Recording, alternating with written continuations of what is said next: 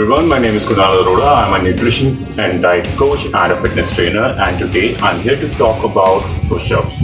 I'm going to show you how to do a push-up and why should you do a push-up. So let's say first of all, push-up can be done at home. It is a bodyweight exercise. You do not need any other equipment to perform a push-up.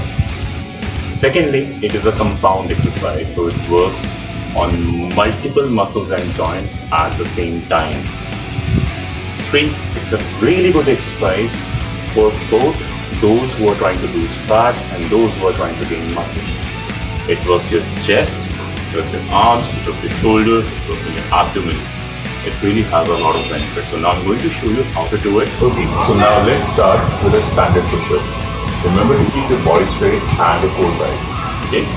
So I'm going to place my hands just a little bit apart from my shoulders and till I feel the work. I'm holding a high plank position and my core tight.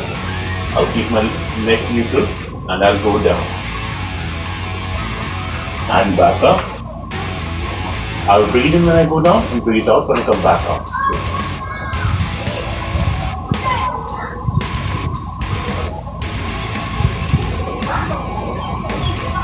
That's how you do a standard push-up.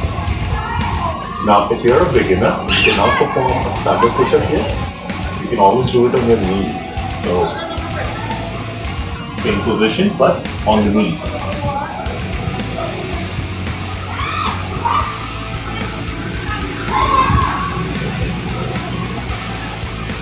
Now, remember when you're performing a push-up, if you're doing it like this, that's not the right way of doing a push-up. You're letting your core go weak, or you're not capable to control it, or you just don't have enough strength to control it. So be modest, do what you actually can, then progress further. Push-up is a great exercise to work on your arms, on your shoulders, and especially your chest. So this is quarantine people. Home workouts are the thing to do. Thank you for watching.